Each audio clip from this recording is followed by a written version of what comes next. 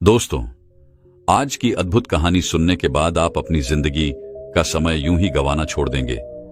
जिंदगी के हर एक सेकंड, हर एक मिनट की कीमत क्या होती है, इस विषय पर आज एक प्रसिद्ध भिक्षु की कहानी मैं आपको सुनाऊंगा। तो चलिए उस अप्रतिम कहानी की शुरुआत करते हैं। बहुत समय पहले की बात है। एक नगरी में एक गुरु और एक शिष्य रहा करते थे। वह गुरु और शिष्य एक दिन एक यात्रा के लिए निकलते हैं। वह यात्रा अत्यधिक लंबी थी और जो रास्ता उन्होंने चुना था वह रास्ता अत्यधिक घने जंगलों से होकर गुजरता था। पास ही में एक नदी बह रही थी जिसे पार करने में उन गुरु और शिष्य को थोड़ा वक्त लग जाता है। उन गुरु ने अपने हाथों में एक थैला पकड़ रखा था और वह थैला बहुत ही भारी प्रतीत हो रहा था, जिसमें कुछ ऐसी चीज रखी थी जो अत्यधिक वजनी थी, अर्थात अत्यधिक भारी थी। और उस थैले को उन गुरुवर ने बहुत ही ध्यानपूर्वक पकड़ रखा था। वह गुरु व उस थैले को अपने आप से एक पल के लिए भी दूर नहीं कर रहे थे। ऐसे ही उन गुरुवर ने उस थैले को अपने हाथों में लेकर काफी दूर तक का सफर तय किया। लेकिन उसके बाद उस वजनी चीज के कारण उन गुरुवर के हाथों में दर्द महसूस होने लगा। इसलिए उन्होंने वह थैला अपने कंधों पर टांग लिया और आगे का सफर तय करने लगी। वह जंगल इतना घना और इतना बड़ा था कि उसका दूसरा छोर कहीं से नजर नहीं आ रहा था। वह गुरु और शिष्य दोनों उस जंगल के रास्ते से होकर गुजरते चले जा रहे थे। वहां पर और कोई भी नहीं था। तभी वह गुरु अपने शिष्य से कहते हैं, भंते, तुम्हें डर तो नहीं लग रहा?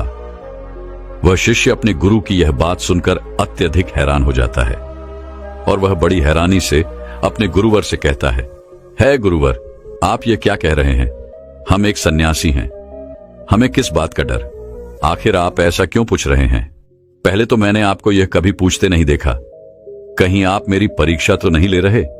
इस पर गुरुवर अपने उस शिष्य से कहते हैं, नहीं नहीं, मैं तो बस यह जानना चाहता था कि इतने घने जंगल में हम कब से चले जा रहे हैं। हो सकता है तुम्हारे मन में डर पैदा हो रहा हो, इसलिए मैंने बस तुमसे पूछ लिया। इस पर शिष्य कहता है, गुरुवर, आप ही ने तो सिखाया है यह सब कुछ नश्वर है, तो फिर मुझे किस बात का डर होगा? नहीं, मेरे पास कुछ ऐसा है जिसे खोने का मुझे डर हो, तो फिर भला मैं किस बात से डरूंगा? आपने शिष्य की यह बात सुनकर वह गुरुवर कहते हैं, अच्छा ठीक है, चलो आगे बढ़ते हैं। इतना कहकर वह गुरुवर और वह शिष्य आगे की ओर बढ़ने लगे। देखते ही देखते रात हो चुकी थी। रात में उन्होंने एक जगह पर रुकने का इंतजाम किया। चारों तरफ घना अंधेरा था, चारों तरफ एक सन्नाटा छाया हुआ था। तभी वह गुरुवर अपने उस शिष्य से कहते हैं, भंते, आज रात हम यहीं पर रुक जाते हैं और अगली सुबह हम अपनी यात्रा फिर से प्रारंभ करेंगे। वह शिष्य अपने उन गुरुवर की बात मान लेता है।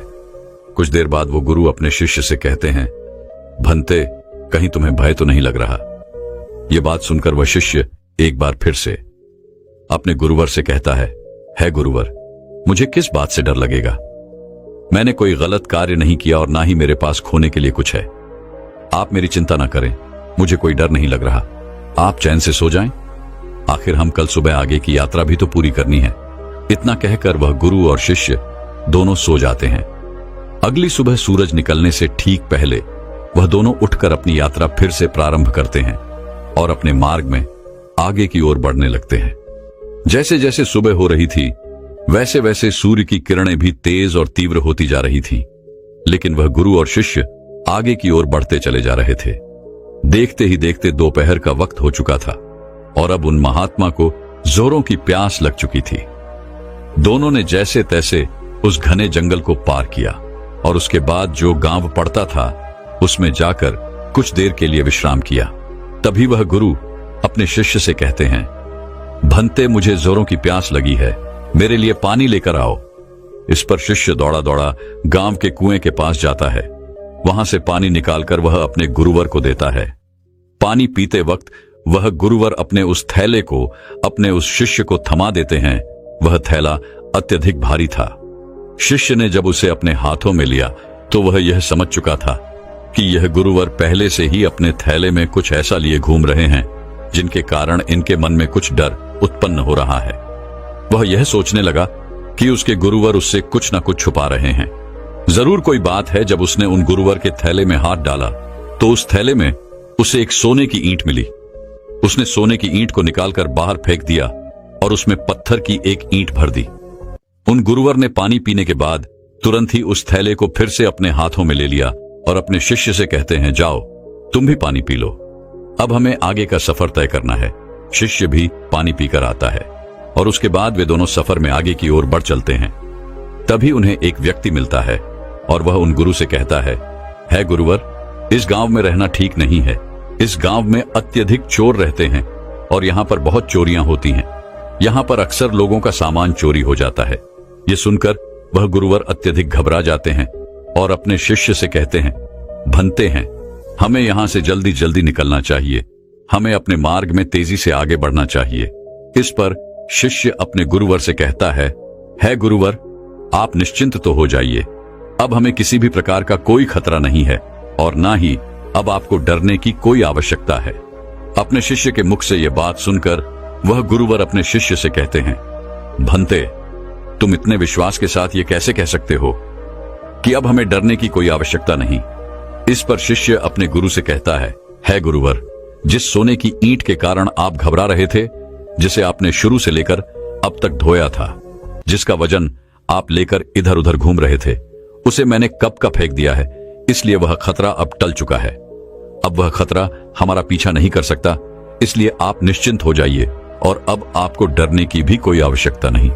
अपने शिष्य की यह बात सुनकर वह गुरु अपने थैले में हाथ डालकर देखते हैं तो उन्हें एक साधारण सा पत्थर मिलता है। तब वह अपने शिष्य से कहते हैं, भंते, इसमें जो सोने की ईंट थी वह कहां गई? इस पर वह शिष्य कहता है गुरुवर, जो आपकी परेशानी का कारण बना हुआ था, जो आपकी डर का कारण बना हुआ था, मैंने उसे निकाल कर फेंक दिया है और उसकी जगह पर यह पत्थर की ईंट मैंने आपके थैले में रख दी थी ताकि आपको इसके बारे में जानकारी ना हो सके। इस पर वह गुरु कहते हैं, अर्थात इतनी देर से मैं केवल एक पत्थर का बोझ धो रहा था, एक पत्थर को लिए घूम रहा था और अकारण ही परेशान हो रहा था, डर रहा था, घबरा रहा था। इस पर शिष्य कहता है गुरुवर, आप तो व्यर्थ ही चिंतित हो रहे थे। वह सोने की ईंट भी हमारे किस काम की?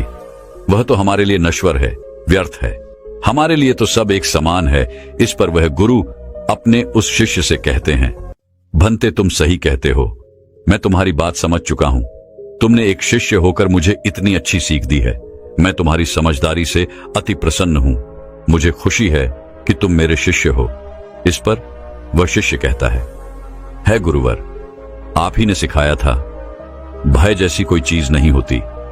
यह तो हमारी मान्यता है जिसे हम कई वर्षों से यूं ही मानते चले आ रहे हैं, लेकिन यदि हम ध्यान से वास्तविकता को देखेंगे तो सत्य का झात होगा कि ऐसा कुछ नहीं होता। यदि व्यक्ति के भीतर भय बसा हुआ है तो कोई भी चीज उसे डरा सकती है, और यदि व्यक्ति भीतर से कमजोर नहीं है, ताकतवर है, तो उसे कोई नहीं हरा सकता।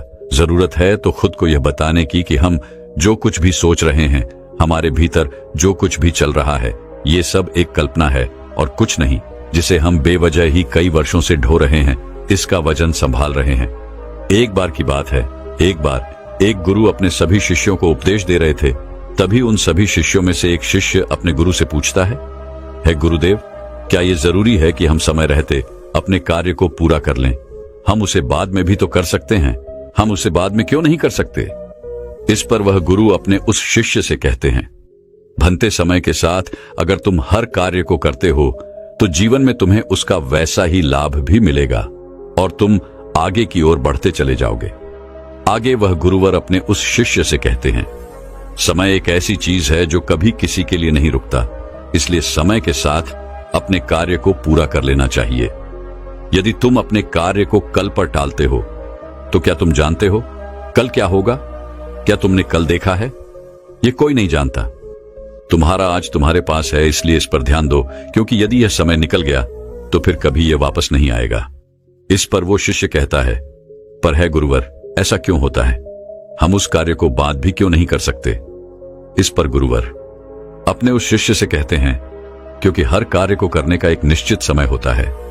इसे और अच्छे से समझाने के लिए मैं तुम्हें एक कहानी सुनाता हूं। इस कहानी को ध्यानपूर्वक सुनना और समझने का प्रयास करना। एक समय की बात है, एक व्यक्ति था जिसका एक बेटा भी था और उसका बेटा बहुत आलसी था। वह कभी भी किसी कार्य को समय पर पूरा नहीं करता था। एक काम करता और उसके बाद वह भाग जाता और घर पर भी वह वापस नहीं आता। इसी तरह उसका कार्य अधूरा रह जाता। जब वह अगले दिन उस कार्य को पूरा करने जाता तो उसका काम और भी ज्यादा बढ़ जाता।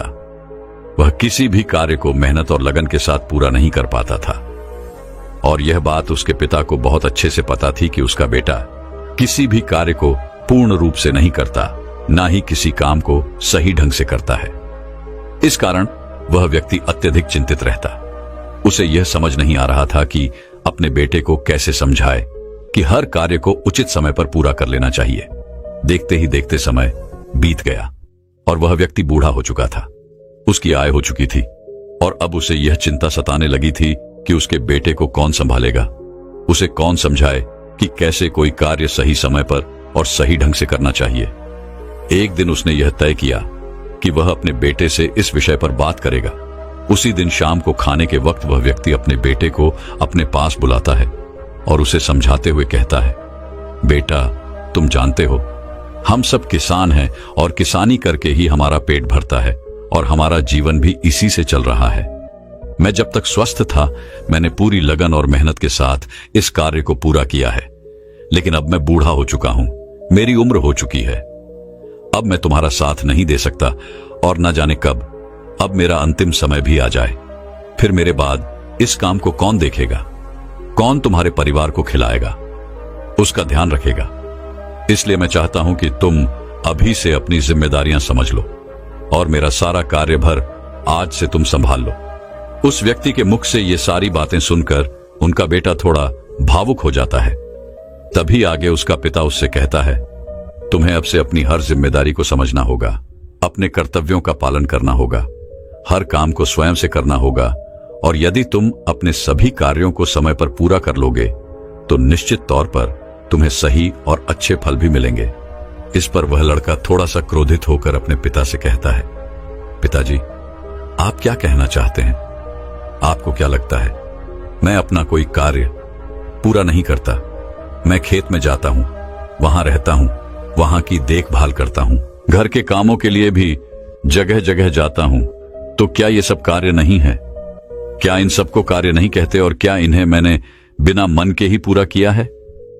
इस पर उसके पिता कहते हैं, बेटा, मैं जानता हूं कि तुम रोज खेत जाते हो, लेकिन मुझे यह भी पता है कि तुम वहां जाकर एक पेड़ की छाया में सो जाते हो और अपना समय बर्बाद कर देते हो। मैंने खुद कई बार तुम्हें खेतों में सोते हुए देखा है और तुम कहते हो कि तुम घर के कामों के लिए बाजार जाते हो। मैंने तुम्हें कई बार बाजार के बहाने अपने मित्रों से मिलते हुए देखा है, उनसे घंटों बातें करते हुए देखा है, लेकिन तुम एक पल के लिए यह नहीं सोचते कि घर पर बूढ़े माँ बाप हैं, उनका भी तो ख्याल रखना आवश्यक है। अपने पिता के मुख से ये सारी बातें सुनकर वह लड़का शांत हो जाता है, क्योंकि उसके पास अब कहने के लिए कुछ नहीं बचा था। वह चुपचाप अपने पिता की बात सुनता है। उसके पिता आगे कहते हैं, अपना हर कार्य पूरे मन, लगन और ईमानदारी के साथ करना चाहिए, क्योंकि ऐसा न करके तुम किसी और को नहीं बल्कि खुद को ही धोखा दे रहे हो, जो तुम्हारे लिए आगे बढ़कर बड़ी समस्या बन जाएगी, और तब ना तो तुम्हें कोई समझाने वाला होगा और ना ही तुम्हारा कोई साथ देने वाला होगा। कल को यदि हम ना रहे तो तुम क्या करोगे? इसलिए समय रहते अपने कार्यों को संभाल लो और ईमानदारी और मेहनत के साथ अपना कार्य पूरा करो। मेरा काम तुम्हें केवल मार्ग दिखाना है और मैं तुम्हें केवल मार्ग ही दिखा सकता हूं। उस पर तुम्हें खुद ही चलना होगा, उसका अनुभव तुम्हें खुद ही प्राप्त करना होगा, और यह सब तुम पर निर्भर करता है। यदि तुम मन, लगन और ईमानदारी के साथ अपना कार्य करोगे तो तुम्हारा मन हमेशा प्रसन्न रहेगा, तुम हमेशा खुश रहोगे, क्योंकि तुमने अपने कार्य में अपना 100% दिया है। इसलिए तुम समय के साथ आगे भी बढ़ते चले जाओगे, और यदि तुम समय बर्बाद करोगे तो समय भी तुम्हें एक दिन अवश्य बर्बाद कर देगा, क्योंकि समय किसी का इंतजार नहीं करता। इसलिए अपनी गलतियों को समझो, उन्हें सुधारो, अभी भी समय है। इतना कहकर उस लड़के के पिता वहां से चले गए और वह लड़का भी अपने कमरे में सोने चला गया। लेकिन अब भी वह लड़का अपने पिता की बातों पर ध्यान नहीं देता। ऐसे ही कुछ दिन और बीत गए। कुछ दिनों के बाद उसके माता पिता की तबीयत अचानक खराब हो गई और उनकी अचानक मृत्यु हो गई। माता पिता के जाने के बाद वह पूरी तरह से अकेला हो चुका था। अब उसके साथ कोई नहीं था। उसका किसी चीज में मन नहीं लगता। वो रात रात तक जागता रहता, सोचता रहता कि उसने क्यों अपने पिता की बातें नहीं मानी। यदि उसने अपने पिता की बात मान ली होती तो आज वह हर कार्य को पूरे मन लगन और ईमानदारी के साथ कर पाता। लेकिन जब भी वह कोई कार्य करने जाता तो उसे कुछ आता ही नहीं था, क्योंकि उसने तो कभी ठीक ढंग से काम किया ही नहीं था। इस कारण उसे कुछ भी झांत नहीं था, उसने कुछ सीखा ही नहीं था। देखते ही देखते ऐसे ही समय बीत रहा था और वह जिन मित्रों के साथ घूमा करता, बातें किया करता, वह भी अब धीरे धीरे कामों पर जाने लगे थे और किसी के पास एक दूसरे के लिए इतना समय भी नहीं था कि वो एक दूसरे के साथ बैठकर बातें कर सके। समय बिता, वो जब एक साथ मिलकर बातें करते तो वे सभी केवल अपने कामों की ही बात किया करते थे। लेकिन वहां पर यह लड़का बिल्कुल चुपचाप रहता, क्योंकि इसने अपने जीवन में कुछ नहीं किया था, जिस कारण ये वहां से क्रोधित होकर वापस चला जाता है और अब उसे पछतावा होता है कि उसने अपने जीवन में कुछ नहीं किया, जबकि उसके सारे मित्र धीरे धीरे आगे बढ़ रहे हैं। वह अपने जीवन में कुछ अलग कर रहे हैं और वह अब भी वहीं का वहीं है। उसने तय किया कि अब से वह खेतों में खूब मेहनत करेगा, जैसा उसके पिता ने कहा था। पूरी लगन और मेहनत के साथ वह अपने कार्य को पूरा करेगा। अगले दिन से उसने खेतों में जाना शुरू किया और अपने कार्य को करने का प्रयास किया, लेकिन उसने तो पहले कभी किसी कार्य को किया ही नहीं था, जिस कारण उसे यह समझ नहीं आ रहा था कि वह क्या करे, कैसे करे, जिस कारण निराश होकर वो वापस घर लौट जाता है और रात के बाद वो अपने मित्रों के बारे में सोचता है कि सब कुछ काम कर रहे हैं, कुछ अलग कर रहे हैं, वे सब आगे बढ़ रहे हैं और मैं अकेला हूं। मेरा साथ देने वाला कोई नहीं है। मैंने अपने जीवन में कुछ नहीं कर पाया। यदि मैंने अपने पिता की बात मान ली होती तो आज मैं भी अपने जीवन में कुछ कर रहा होता। यह सोचकर वह अपने पिता को याद करने लगा और फूट फूट कर रोने लगा। उसने अपने पिता की एक भी बातों पर अमल नहीं किया था और यही वजह थी कि आज वह बहुत चिंतित था, बहुत परेशान था और उसका साथ देने वाला भी कोई नहीं था। वह रात रात भर यूं ही सोचा करता, परेशान रहता, चिंतित रहता और जब सुबह होती तो वह खेतों में जाकर मेहनत करने का प्रयास करता, लेकिन उसे कुछ समझ ही नहीं आ रहा था। एक दिन वह अपने घर पर बैठकर इसी चिंता में डूबा हुआ था। तभी उसे ख्याल आया कि इतना सोचने और परेशान होने से कुछ नहीं होगा। अभी इतनी देर नहीं हुई है, मैं जरूर कुछ कर सकता हूं। मुझे अपने पिता की बातों का पालन करना होगा। मैं जो गलती कर चुका हूं उसे मुझे सुधारना होगा, आगे बढ़ना होगा। उस दिन वह यह तय करता है कि यदि मैंने अब तक कुछ नहीं किया, लेकिन अब मैं अवश्य कर सकता हूं। मैंने अब तक किसी की नहीं सुनी, लेकिन अब मैं दूसरों की बात जरूर सुनूंगा और खूब मन लगाकर मेहनत करूंगा। उसने अगले दिन सुबह से ही अपने खेत पर जाना शुरू किया और अपने आस पड़ोस के लोगों से खेती के बारे में जानकारी इकट्ठा की और जैसा जैसा उसे बताया गया था उसने ठीक वैसा ही किया। उसने खूब मेहनत की। उसने अपने कामों पर ध्यान देना शुरू कर दिया। जो काम उसे नहीं आता था वह उससे किसी से पूछ लेता था और फिर उस पर कार्य करता था। धीरे धीरे उसने मेहनत की महत्वता को समझ लिया था, समय की महत्वता को समझ लिया था। वह धीरे धीरे मेहनत और लगन के साथ अपने कार्य को पूरा करने लगा और ईमानदारी के साथ वह आगे भी बढ़ने लगा। इतना कहकर उन गुरुवर ने इस कहानी को यहीं पर समाप्त कर दिया और आगे अपने उस शिष्य से कहते हैं, भंते, यदि उस लड़के ने सही समय रहते ही अपने पिता की बात माननी होती तो वह पहले ही अपने जीवन में आगे बढ़ चुका होता। उसके लिए तरह तरह के दरवाजे खुल चुके होते। लेकिन जब वह पूरी तरह से टूट गया, हार गया, अपने पिता की बात याद आने पर जब उसे पछतावा हुआ, तब उसे यह एहसास हुआ कि उसने गलती की है और उसे सुधारना चाहिए। यदि उसने समय रहते ही जिम्मेदारियों को समझ लिया होता और ईमानदारी से अपना कार्य किया होता तो उसके लिए भी सब कुछ आसान होता और वह भी अपने जीवन में बहुत आगे बढ़ चुका होता। उन गुरुवर के मुख से यह कहानी सुनकर उस शिष्य को सारी बातें अच्छी तरह समझ में आ चुकी थी। वह शिष्य कहता है गुरुवर, आप सही कहते हैं। जीवन में हर चीज का एक सही समय होता है। हमें समय के अनुसार सब कार्य पूर्ण कर लेने चाहिए, अन्यथा अंत में केवल दुख और पछतावा ही बचता है। आगे वह गुरुवर अपने उस शिष्य से कहते हैं, हमेशा ध्यान रखना, व्यक्ति को सदैव अपने काम के प्रति जिम्मेदारी से अपने कार्य को पूरा करना चाहिए। अपने कार्य के प्रति ईमानदार होना चाहिए, तभी वह जीवन में आगे बढ़ सकता है। अन्यथा इतना कहकर वह गुरु शांत हो गए और वह शिष्य भी अपने और गुरु को प्रणाम करके वापस बैठ गया। तो दर्शकों, चलिए अब जिंदगी से दुखों को पूरी तरह से खत्म कैसे किया जा सकता है, इस विषय पर अगली कहानी की शुरुआत करते हैं। दोस्तों, महात्मा बुद्ध कहते हैं दुख है, और यह सत्य है। हमारे दुख का कारण भी है, यह भी सत्य है, और उसका निवारण भी है, यह भी सत्य है। समस्या है तो उसका समाधान भी है, परंतु हमें हमारे जीवन में केवल दुख और समस्याएं ही दिखाई देती हैं। हर तरफ चारों दिशाओं में हमें केवल दुख और परेशानियां ही नजर आती हैं। इसका समाधान तो कहीं नजर ही नहीं आता। हम चाहे कितने भी समस्याओं का समाधान खोजने का प्रयास क्यों न करें, लेकिन हम उसका समाधान निकाल नहीं पाते, और ऐसे ही धीरे धीरे वक्त बीतता जाता है और एक दिन सब कुछ ठीक हो जाता है। परंतु फिर से हमारे जीवन में दुख और समस्याएं आ ही जाती हैं, और एक बार फिर से हमारा ध्यान केवल उन समस्याओं की तरफ होता है। हमारे पास उन समस्याओं का कोई निवारण नहीं होता। परंतु यह बात भी बिल्कुल सत्य है कि निवारण और समाधान दुख और समस्या में ही निहित होते हैं, और जो व्यक्ति निवारण और समाधान को खोज लेते हैं, उन्हें जो संपदा मिलती है वह यूं ही समय को गुजार देने वालों को नहीं मिलती। मैंने अब तक आपसे जो कुछ भी कहा है, हो सकता है कि आपको ये सारी बातें समझ में ना आई हों, लेकिन महात्मा बुद्ध ने आखिर ऐसा क्यों कहा कि सभी समस्याओं का समाधान उसी समस्या में होता है। चलिए इसे एक कहानी के माध्यम से समझते हैं। बहुत समय पहले की बात है। एक राज्य का राजा बहुत चिंतित था, क्योंकि उसकी पत्नी का जन्मदिन नजदीक आ रहा था। यूं तो कहने को वह राजा था, लेकिन फिर भी उनके वैवाहिक जीवन में हजारों प्रकार की समस्याएं थी। परंतु वह राजा जन्मदिन पर अपनी पत्नी को एक ऐसा उपहार देना चाहता था कि जिससे उनके जीवन में जो दुख है वह कम से कम उस दिन के लिए दूर चला जाए। वह अपनी पत्नी को खुश करना चाहता था, किंतु आपने देखा होगा कि यह कहानी बहुत ही मुश्किल है, क्योंकि हम आज तक किसी को खुश नहीं कर पाए।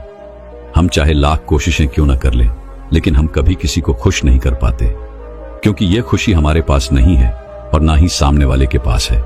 जो हमारे पास है ही नहीं, वह हम किसी और को कैसे दे सकते हैं। अर्थात अगर आपको किसी दूसरे को खुशी देनी है तो सबसे पहले आपको खुश होना होगा, आपको खुश महसूस करना होगा। अर्थात वो खुशी आपके पास होनी चाहिए, तभी तो आप किसी और को खुश रख सकते हैं। एक दिन राजा ने सभी दरबारियों को दरबार में उपस्थित होने का आदेश दिया, और साथ ही सभी मंत्रीगण भी वहां पर उपस्थित थे। तभी राजा ने सभी से सुझाव मांगा, क्या आखिर वह किस प्रकार अपनी पत्नी को जन्मदिन पर खुश कर सकता है। आखिर कैसा उपहार दे जिस कारण राजा की पत्नी खुश हो सके। वहां पर उपस्थित सभी लोग अपने मन की बातें राजा से बताते हैं, परंतु राजा को वहां पर उपस्थित किसी भी व्यक्ति का कोई सुझाव पसंद ही नहीं आया। एक दिन संध्या के वक्त राजा अपने रथ से कहीं जा रहा था। तभी रास्ते में उसने एक बहुत ही सुंदर मूर्ति देखी। वह मूर्ति बहुत ही सुंदर और आकर्षक थी। उसे देखकर ऐसा प्रतीत होता था मानो उस मूर्ति में जान हो। उस मूर्ति को देखकर राजा बहुत प्रसन्न हुआ और वह तुरंत ही मूर्तिकार के पास पहुंचा, और राजा उस मूर्तिकार से कहता है, तुम तो बहुत बड़े कलाकार हो, तुम्हारी मूर्तियों में जान नजर आती है। ऐसा प्रतीत होता है कि तुम्हारी मूर्तियां जीवित हैं।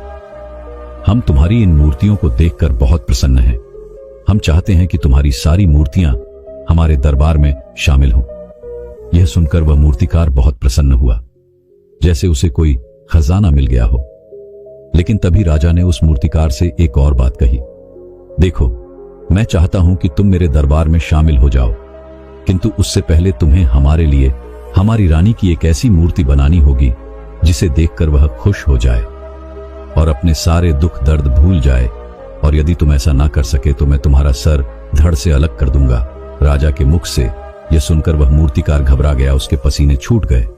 वह राजा को मना भी कैसे करे, इसलिए उसने न चाहते हुए भी राजा को स्वीकृति दी थी।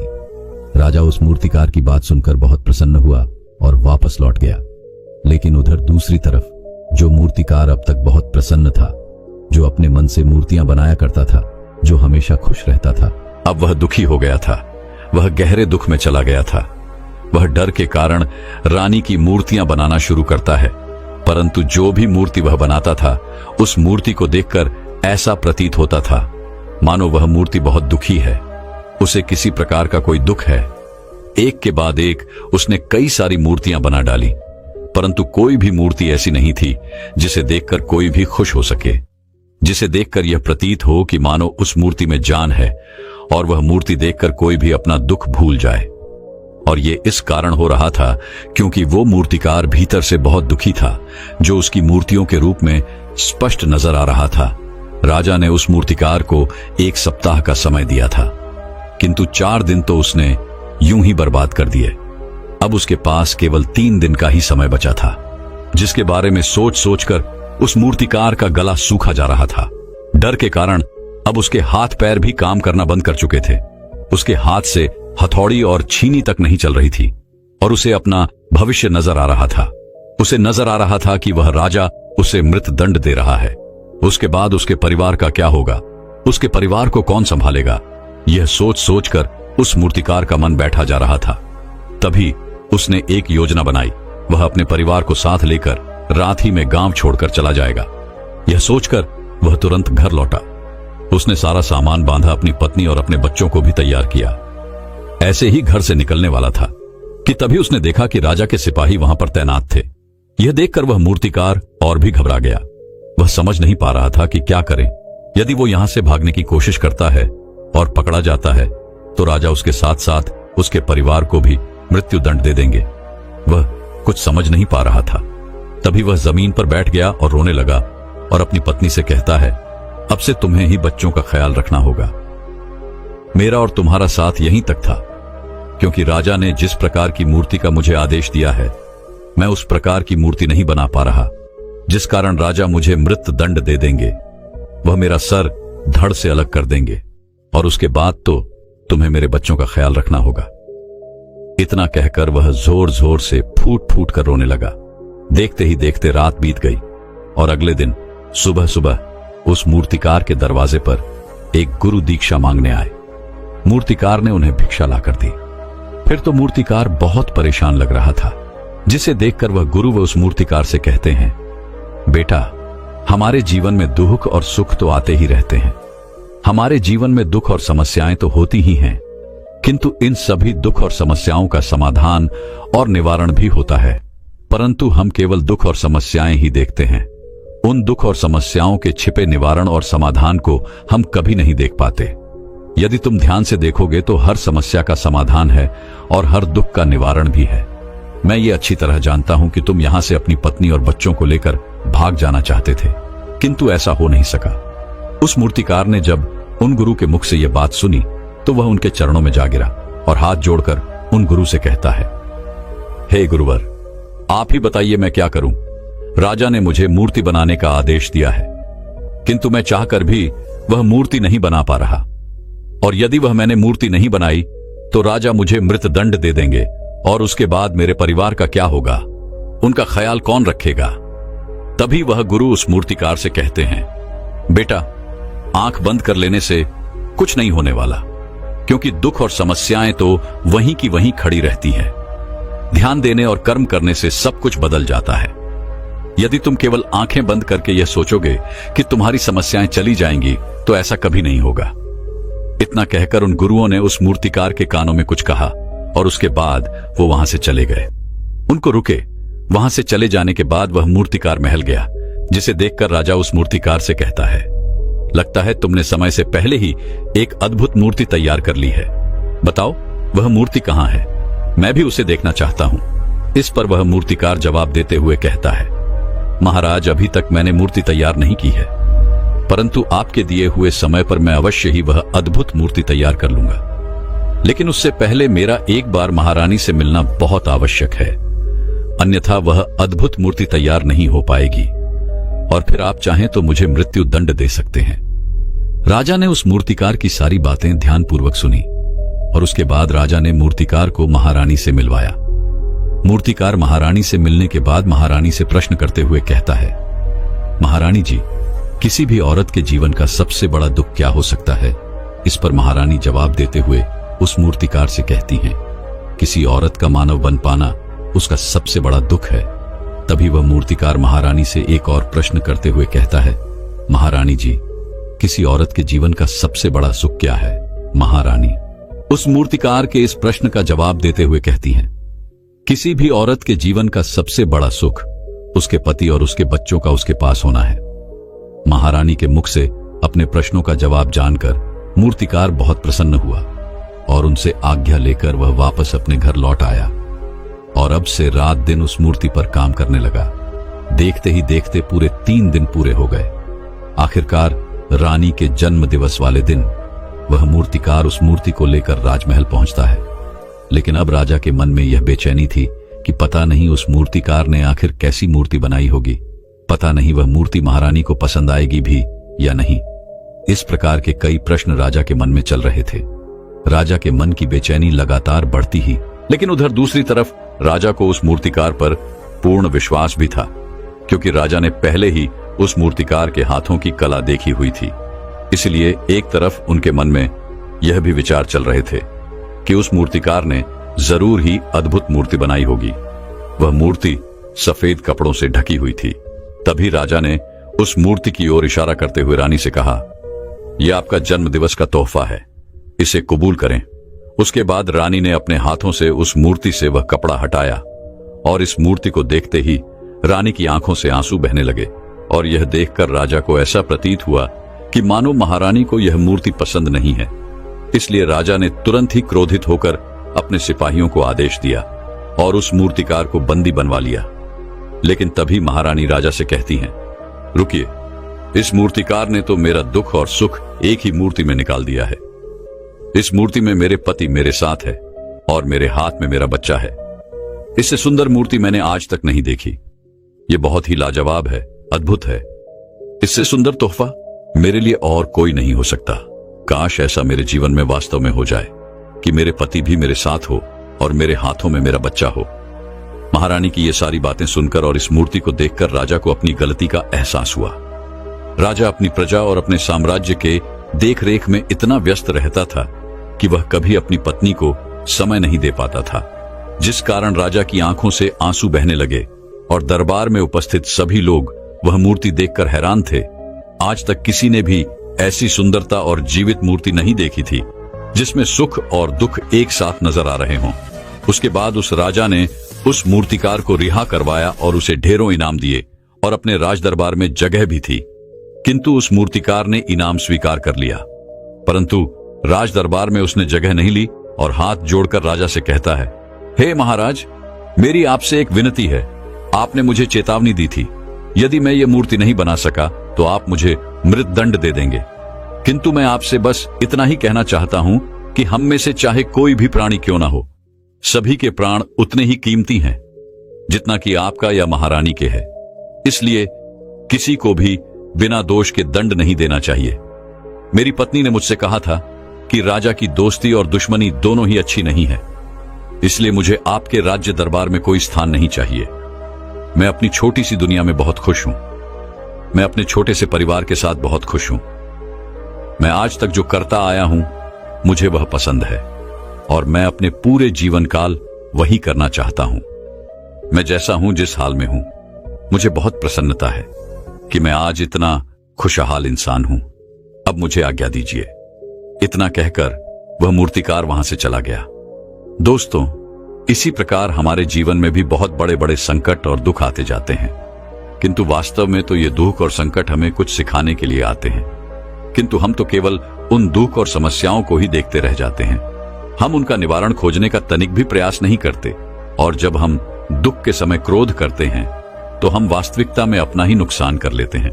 जो व्यक्ति समझदार होते हैं वह अपनी दुख और परेशानियों से ये सबक सीख ही लेते हैं कि उन्हें विषम परिस्थितियों में शांत रहकर उन दुखों का निवारण करना चाहिए, उन समस्याओं का समाधान करना चाहिए। किंतु हम में से अधिकांश लोग यह नहीं सीख पाते और वह लोग दुख और परेशानियों के समय पर क्रोधित हो ही जाते हैं। वह इस बात को अच्छी तरह जानते हैं क्या हमें दुख और समस्या के समय पर शांत रहना चाहिए और उसका समाधान खोजने का प्रयास करना चाहिए, किंतु हम बार बार वही गलती दोहराते रहते हैं। जब भी हमारे सामने कोई विषम परिस्थिति उत्पन्न होती है तो हम बार बार क्रोधित हो जाते हैं और क्रोध में आकर हम अपना ही नुकसान कर लेते हैं, क्योंकि क्रोध में हम कभी भी कोई चीज सीख नहीं सकते। क्रोध में हमारा मस्तिष्क काम करना बंद कर देता है और उसे केवल वह परिस्थिति नजर आती है, वह समय नजर आता है जो उसके खिलाफ है और जो जीवन के दुखों से, इन समस्याओं से कुछ सीख नहीं पाता। ऐसा व्यक्ति पूर्ण रूप से एक दलदल में फंसे हुए इंसान की तरह है जो परिस्थितियों के दलदल में कुछ इस प्रकार फंस चुका है कि वह वहां से निकल नहीं सकता, फिर वह चाहे कितना भी हाथ पैर क्यों ना मार ले, और वह जितना हाथ पैर मारेगा वह उतना ही उस दलदल में फंसता चला जाएगा। जबकि आपको हाथ पैर ना मार के बल्कि शांत रहकर अपने मस्तिष्क का प्रयोग करना चाहिए और यह सोचना चाहिए कि इस दुख, इस समस्या और इस विषम परिस्थिति का समाधान क्या हो सकता है। किंतु आप तो अपने आप को पहले से ही दलदल में डाल चुके हैं और ऐसी स्थिति में आप बाहर निकलने के बारे में ना सोचकर लगातार और हाथ पैर मारकर आप अपने आप को उस दलदल में और भी नीचे डुबाते जा रहे हैं।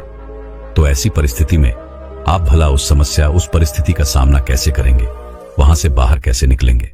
और वहीं पर जो व्यक्ति थोड़ा भी जागृत है, जो दुख और समस्याओं का निवारण और समाधान खोजने में वास्तव में अपना समय लगाते हैं, वो ये जानते हैं कि निवारण और समाधान एक हीरे की तरह है। वह हीरे की खान की तरह है। जिस प्रकार एक हीरे को ढूंढा जाता है, फिर उसे तराशा जाता है, जिसके बाद उस हीरे की कीमत बहुमूल्य हो जाती है, ठीक वैसे ही दुख और समस्या में समाधान और निवारण खोजने की आवश्यकता होती है और वह हमें खोजना भी चाहिए। और जब ये आपको मिल जाते हैं, तब आपको एक ऐसी संपदा मिलती है, एक ऐसी समझ, एक ऐसा विश्वास, एक ऐसी शक्ति मिलती है कि उसके बाद आपके सामने जब भी कोई समस्या या कोई परेशानी आती है तो आप अकेले नहीं होते, बल्कि आप ये समझ जाते हैं कि वो विषम परिस्थिति आपको कुछ सिखाने आई है और आप उसका डटकर सामना करते हैं। उससे वो सारी चीजें सीखते हैं जो वो आपको सिखाना चाहती है और उसके बाद आप और भी मजबूत होते चले जाते हैं। आपका विश्वास और भी बढ़ता चला जाता है, आप और भी शक्तिवान और बलवान होते चले जाते हैं। इसीलिए महात्मा बुद्ध कहते हैं कि यदि दुख है तो उसका निवारण भी है, यदि समस्या है तो उसका समाधान भी है। इसलिए केवल दुख में उलझे मत रहिए, बल्कि उस दुख का निवारण कीजिए और यही आपको करना चाहिए।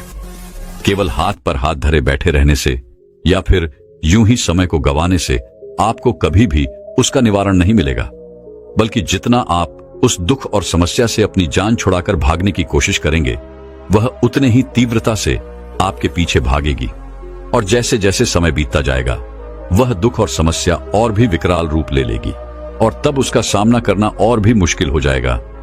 इसलिए यदि कोई दुख और समस्या अभी आपके सामने है तो उससे लड़िए, डटकर सामना कीजिए, उससे सीखिए और निवारण कीजिए। दोस्तों, मैं उम्मीद करता हूं कि यह कहानी सुनने से आपके जीवन में अच्छे बदलाव आए होंगे। आपको इस वीडियो से क्या सीखने मिला ये कमेंट करके जरूर बताएं और अपने परिवार, दोस्तों या आपके करीबी इंसान के साथ ये कहानी शेयर करके उन्हें भी इस ज्ञान से परिचित करवाएं। बाकी अगर आपको यह वीडियो दिल से अच्छी लगी हो तभी इस वीडियो को लाइक कर देना और आपने अब तक इस चैनल को सब्सक्राइब न किया हो तो चैनल को सब्सक्राइब भी जरूर कर देना। आपका हर दिन शुभ हो और खुशियों से आपका जीवन भरा रहे। धन्यवाद। नमो बुद्धाय।